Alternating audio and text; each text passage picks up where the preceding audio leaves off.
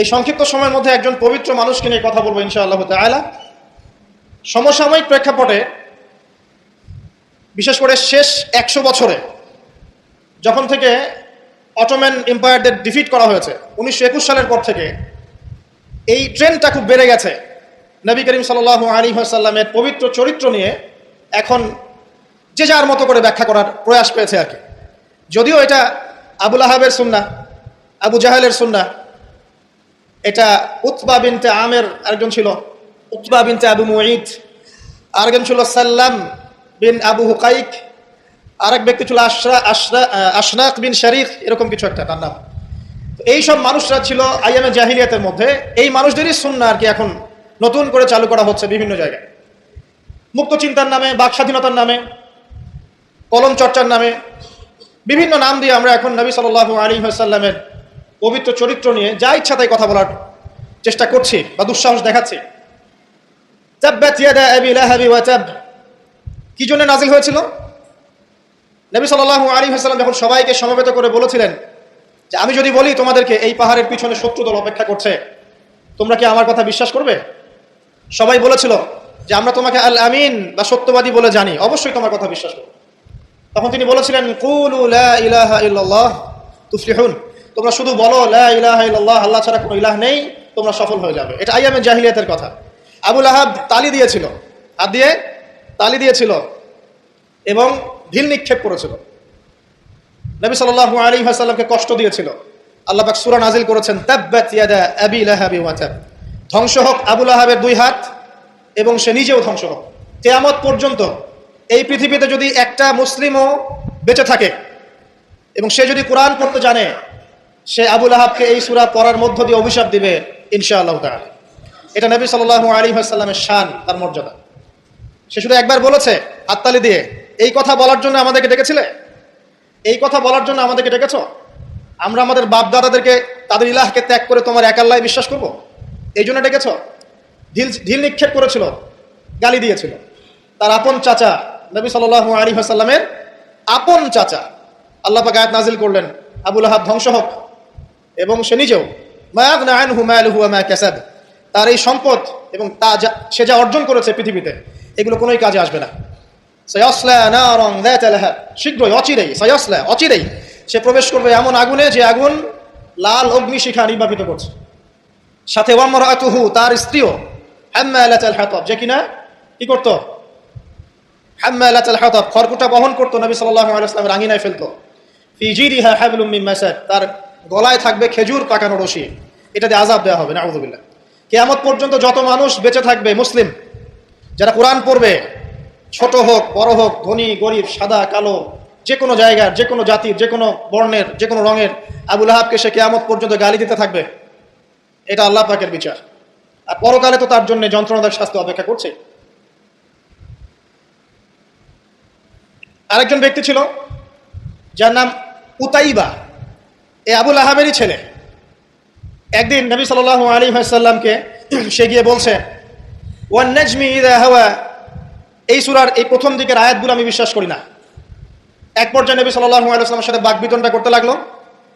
আমাদের নবীজি তো তর্ক করতেন না, স্বল্পভাষী, মিষ্টি ভাষী, নরম মানুষ ছিলেন, তর্ক করতেন না, নিজে কাউকে কখনো একটা থাপ্পড় দেননি, এমন মানুষ ছিলেন। তো সেই মানুষটাকে সে মুখে থুতু নিক্ষেপ করেছিল, তবে এই থুতুটা তার মুখ পর্যন্ত পৌঁছে নাই, আল্লাহ পাক পৌঁছাতে দেননি। আরো কষ্ট দেওয়ার জন্য তার জামা টানা হেঁচড়া করছিল। আর রাহিকুল মাখতুম বইয়ের মধ্যে আছে, পড়ে দেখবেন, আল্লামা সফিউর রহমান মোবারকপুরি রাহিমাহুল্লাহ রচিত আর রাহিকুল মাখতুম, যেটা 1187টা বা 85টা বইয়ের মধ্যে ফার্স্ট প্রাইজ পেয়েছে, প্রথম স্থান অধিকার করেছে এই বই, এখানেই লেখা আছে। তো নবী সাল্লাল্লাহু আলাইহি ওয়াসাল্লাম কষ্ট পেয়েছিলেন। কষ্টে তখন তিনি বলেছেন আল্লাহর কাছে, ওই মুহূর্তে বলেছেন, আল্লাহ জাহান্নামে তোমার যে কুকুরগুলো আছে, জাহান্নামে কুকুর আছে আযাব দেওয়ার জন্য, এগুলোর মধ্যে একটা এর পিছনে আল্লাহ তুমি লেলিয়ে দিও। এটা বদদুয়া করেছেন নবী সাল্লাল্লাহু আলাইহি ওয়াসাল্লাম। আমাদের কিছু সুশীল আছে, তারা বলতে চায় যে নবী সাল্লাল্লাহু আলাইহি ওয়াসাল্লাম কখনো কটু ভাষা ব্যবহার করতেন না, কখনোই না। প্রয়োজন বোধে নবী সাল্লাল্লাহু আলাইহি ওয়াসাল্লাম বদদুয়াও করেছেন। প্রয়োজন বোধে নবী সাল্লাল্লাহু আলাইহি ওয়াসাল্লাম টানা 1.5-2 মাস ধরে বদদুয়া করেছেন। কোথায়? রাজির ঘটনা। রাজি একটা ঝর্ণার নাম বা একটা কূপের নাম, এক একজন এক একভাবে ব্যাখ্যা করে। এখানে 10 জন সাহাবীকে চোরাগুপ্তা হামলা চালিয়ে হত্যা করা হয়। একদল লোক এসে বলেছিল, আপনার সাহাবীদের মধ্যে এমন কিছু সাহাবীকে পাঠান যাদেরকে আমাদের কওমে নিয়ে গেলে ইসলাম শেখা যাবে, মুআল্লিম। নবী সাল্লাল্লাহু আলাইহি ওয়াসাল্লাম 10 জন সাহাবীকে পাঠিয়েছিলেন। এই 10 জনকে ট্র্যাপে ফেলে, এখন যেমন মুসলিমদেরকে ট্র্যাপে ফেলে হত্যা করা হয়, ট্র্যাপে ফেলে 10 জনকে হত্যা করা হয়। 3 জন ভাগ্যবশত বেঁচে যান, পাহাড়ের উপরে আশ্রয় নেন। তাদেরকে বলে, তোমরা নেমে আসো, তোমাদেরকে ছেড়ে দিব। তারা তীরের আঘাতে ক্ষতবিক্ষত ছিলেন। তারা মনে করলেন হয়তোবা তার অঙ্গীকার রক্ষা করবে, নেমে আসলেন। নামার সাথে সাথেই তাদেরকে বেঁধে ফেললো, মক্কায় বিক্রি করে দিল। তাদের মধ্যে একজনের নাম খুবাইব রাদিয়াল্লাহু আনহু। খুবাইব রাদিয়াল্লাহু আনহু, যার নাম আমাদের যুব সমাজ জানে না। আমাদের যুব সমাজ শাহরুখ খানের নাম জানে, খুবাইব রাদিয়াল্লাহু আনহু নাম জানে না। যাকে মক্কার সবার সামনে, একটা গাছের নিচে মক্কার সবার সামনে শুলদণ্ড দিয়ে হত্যা করা হলো। শুলদণ্ড মানে পিছনের রাস্তা দিয়ে কিছু একটা লোহার দণ্ড প্রবেশ করিয়ে মাথা দিয়ে বের করে দেওয়া। এই দণ্ড দিয়ে তাকে হত্যা করা হয়েছে। হত্যা করার আগে তাকে বলা হয়েছে, তুমি কি চাও? সে বলেছে, আমি 2 রাকাত নামাজ পড়তে চাই। এবং নামাজটাকে সংক্ষিপ্ত করেছে। সংক্ষিপ্ত করে সে হাত তুলে আল্লাহর কাছে দোয়া করেছিল, আল্লাহ, উপস্থিত যারা আছে এদের একটাকেও তুমি ছেড়ো না। ওয়াকতুলহুম বাতাদা, তাদের সবাইকে তুমি সবগুলাকে এক জায়গায় করে হত্যা করো। দেখা গেছে ওই সবার লাশ বদরের কূপে পড়েছিল। বদরের পরেও যে যুদ্ধগুলো হয়েছে এগুলোতে এরা মারা গেছে। বদরের পরে যে যুদ্ধগুলো হয়েছে এরপরে এগুলো মারা গেছে। আসলে ঘটনাটা বদরের পরেই সম্ভবত। যাই হোক, আমি যেটা বলতে চাচ্ছি, খুবাইব রাদিয়াল্লাহু আনহুকে তখন অপশন দেওয়া হয়েছিল যে তোমার জায়গায় যদি মুহাম্মদ সাল্লাল্লাহু আলাইহি ওয়াসাল্লামকে হত্যা করি, তুমি কি নিষ্কৃতি নিবে? সে তখন বলেছিল রাদিয়াল্লাহু আনহু যে আমার জায়গায় মুহাম্মদ সাল্লাল্লাহু আলাইহি ওয়াসাল্লামের একটা চুলকেও যদি আঘাতপ্রাপ্ত করা হয় আমি সেটাও বরদাস্ত করব না। এবং তিনি তখন একটা কবিতা আবৃত্তি করেছিলেন, বিভিন্ন কিতাবের মধ্যে কবিতাটা আছে, ওয়ালাস্তু বালি হিনা উক্তালু মুসলিমান, আমি কোনো পরোয়াই করি না যখন আমাকে মুসলিম হিসেবে মৃত্যু দেওয়া হচ্ছে। আলাই জামিন কানিল্লাহি মাসওয়াই, যে পাশেই আমাকে পাশ ফেরানো হোক না কেন, এই পাশ আল্লাহর জন্যই।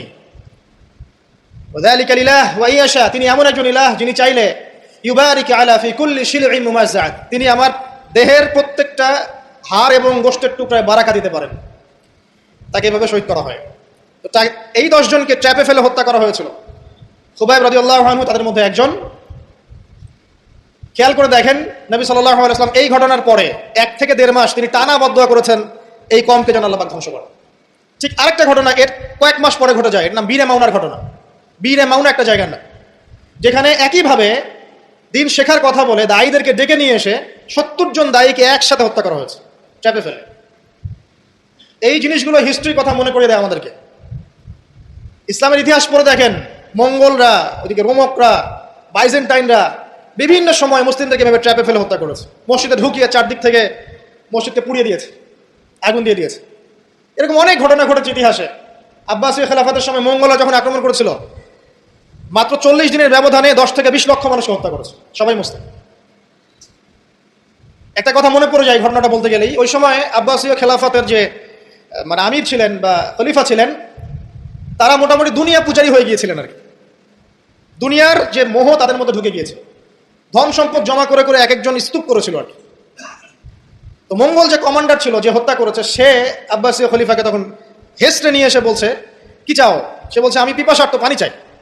ওকে কারাগারে নিয়ে গিয়ে ওর মুখটা দুজন মিলে খুলে, দুজন দিক থেকে ধরে সোনার কয়েন ঢালা হয়েছে গলার মধ্যে। বলছে, খাও, এগুলো পান করো। ওই মঙ্গল কমান্ডার, যে মঙ্গল, ওই যে হালাকু খান নাম শুনেছেন, চেঙ্গিস খা হালাক, ওদের বংশধর, সে বলছিল যে এই যে ধন সম্পদগুলো তোমরা জমা করেছিলে, মুসলিমদেরকে বলছে, মুসলিম খলিফাকে, এই ধন সম্পদগুলো তোমরা যে জমা করেছিলে, এইগুলো যদি নিজেরা জমা না করে তোমাদের জনগণের কল্যাণে ব্যয় করতে, তারা আজকে তোমার পক্ষে যুদ্ধ করতো। এখন এগুলো খাও, পানি নাই। মঙ্গল কমান্ডারের কাছে শিক্ষণীয় বিষয় আছে না? যেটা বলছিলাম, নবী সাল্লাল্লাহু আলাইহি ওয়াসাল্লাম ক্ষেত্র বিশেষে বদদুয়া করেছেন।